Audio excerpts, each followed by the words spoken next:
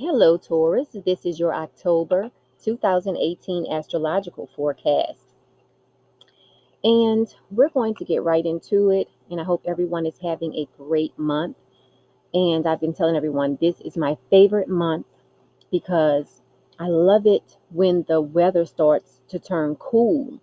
You go from being hot to suddenly feeling a breeze. And I just love it. I love that time of year, Halloween. All right, so let's get right into your reading. So, for you this month, Taurus, the focus for you this month is going to be on your partnerships, okay? And what's going on is that there's going to be a concentration of planets in Scorpio.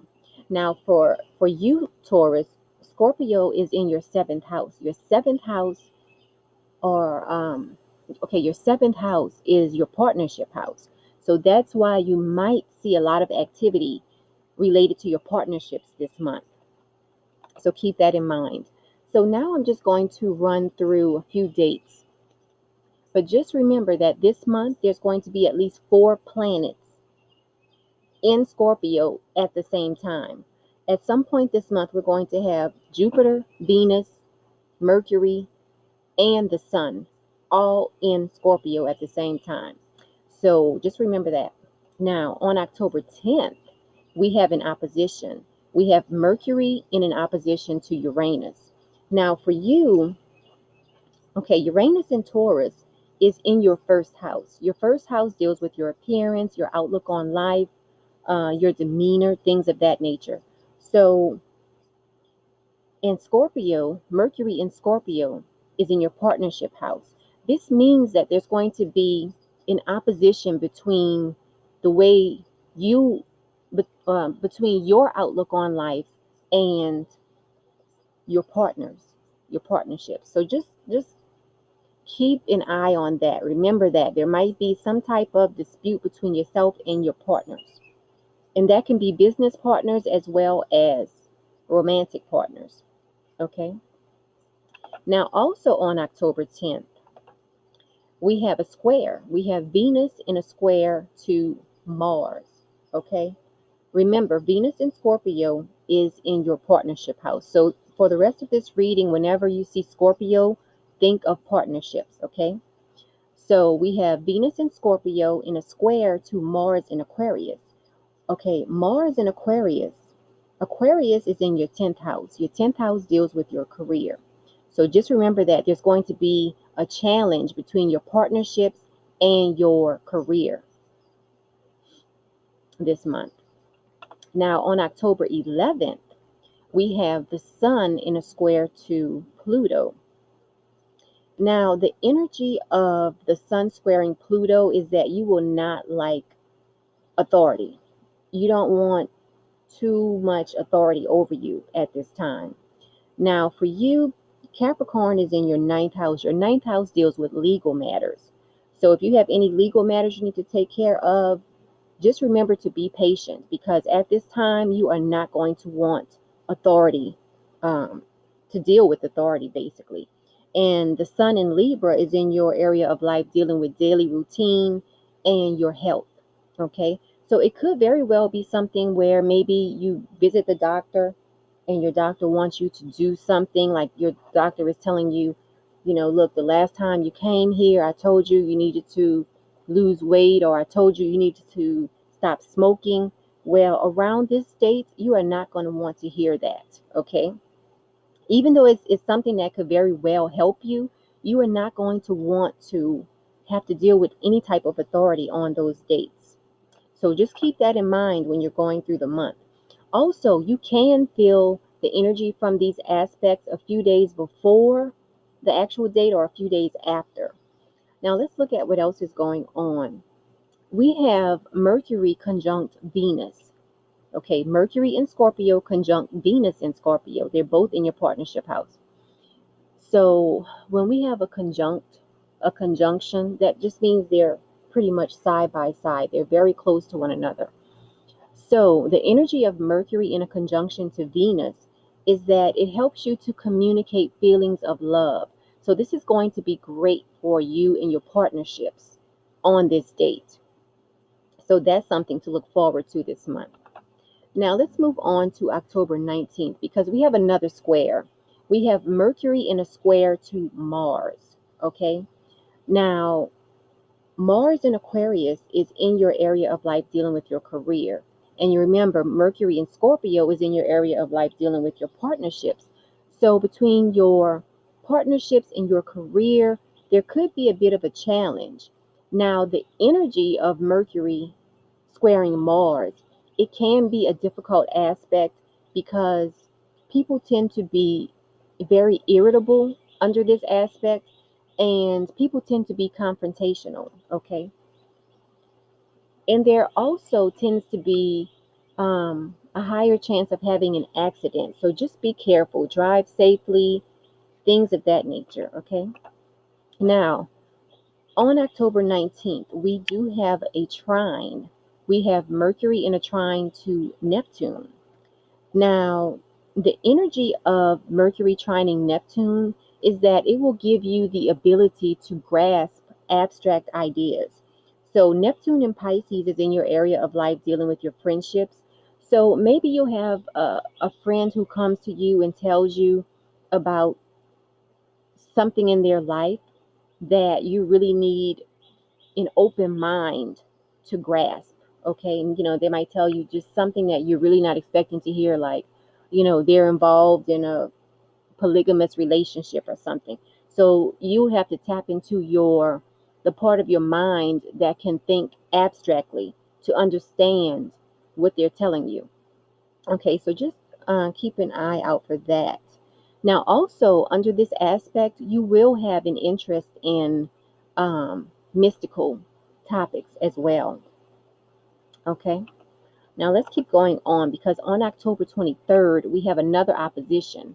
We have the Sun in an opposition to Uranus. Now, remember, Uranus is in your area of life right now that deals with yourself. It deals with your demeanor, your outlook on life, your personality, your appearance, even. So there's going to be an opposition. And under this aspect, there tends to be a bit of disruption. There tends to be surprise, upsets. So, there might be some type of opposition between what you want and what your partner wants.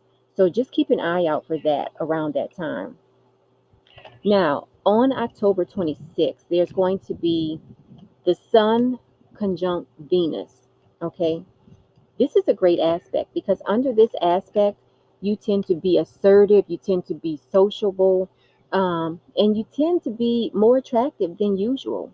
You might feel more attractive than you normally do. So that's something to look forward to. Let's look at October 30th because we have Venus in an opposition to Uranus. Okay. So you can see why your partnerships are a focus for you this month because there's more than one opposition to your partnerships this month, okay? So now the energy of Venus in an opposition to Uranus is that you might tend to butt heads, okay? Just keep an eye out for that. Now, let's see. Also, I want to mention the fact that I didn't add it in this slide. It should be here. But Venus is going to be retrograde in Scorpio this month, okay? So the energy of Venus in Scorpio, um, there's a lot of things going on when Venus is retrograde, okay? When Venus is retrograde, it's really not a good time to do any investing. There tends to be sexual tension when Venus is retrograde. One good thing about this position is that your artistic expression comes to the surface. So you might tend to feel very artistic, very creative. Um, Now, also, under this retrograde, old lovers tend to come back. They tend to resurface. They tend to just come out the woodwork. And this is a transit that helps you to love yourself more. It helps you to show yourself self love. So that's something to look forward to. Also, what's really great about this retrograde is that if you are single, even if you're not single, when you meet someone, they tend to feel like the love of your life. Like when you meet someone, like a romantic partner, they tend to feel like the love of your life. Like it's just someone that will just, have you feeling chills and just feeling so good. So that's something else to look forward to. Now let's talk about the new moon, okay? Because the new moon this month is going to be on October 8th. And it's going to be in Libra. Libra is in your sixth house, so that's dealing with your daily routine and your health. Now I'm just going to pull one card to see, to give you something you might want to think about at this new moon, okay? I'm just shuffling on. I always like to shuffle on camera. Oh, that one flew out. I don't know if you saw that. This is your message because that one just flew out. It says, notice the signs, okay? It says, yes, the signs you've been receiving are heaven sent. We drop feathers, coins, and other signs upon your path to remind you that you're loved and never alone. So that's what you need to remember at this new moon, okay? Maybe that's a new thought process you need um, to take on in your life, okay? So now also, the sun goes into Scorpio on October 23rd. So as of the 23rd, we can start telling all of our Scorpio friends happy birthday. And the full moon this month is going to be in Taurus on October 24th. So if you have any hangups about yourself, this full moon is a great time to release them because the full moon is going to be in Taurus in your first house. Your first house is always dealing with you, whether it's dealing with your own demeanor, your own personality, your own outlook on life, your own appearance, okay? So that's pretty much everything that's going on this month. There's always more, but I mean, we can only talk about so much in this short time that we're together. Now, a lot of you have been contacting me, asking me about teaching an astrology class. So I am going to teach a few classes next year, and the first one starts in January, okay? So you can just visit my website, metaphysicalmoonlighters.com, and then click on the astrology classes link, and you can register there and everything. Now, the first class, the only requirement for this class is that you have some type of ephemeris, because what I'm going to do is show you how to create your own natal chart where you can do it for yourself, you can do it for your family and friends. After this class, you will be able to do it, okay? And the reason I want you to get an ephemeris is that, let's just say hypothetically, I hope this never happens. Let's say the internet goes down. You still need to know how to cast charts. And my method is going to teach you how to cast charts. I mean, after this class, after you learn the basics and after you learn how to do your own charts, of course you can still use the internet to cast charts because it's so easy, right? Now, after this class, you will have knowledge of all of the planets. You will have knowledge of the zodiac signs. You will have knowledge of the houses, and you will have knowledge about how they interact with each other. You know, and by the end of the class, like I said, you'll be able to cast charts for your friends, family, yourself. You know, so that's something to look forward to. Okay, so if you have liked this video, press the like button, subscribe to the channel, and share the video with your friends and family. And until next month, Taurus, enjoy your month.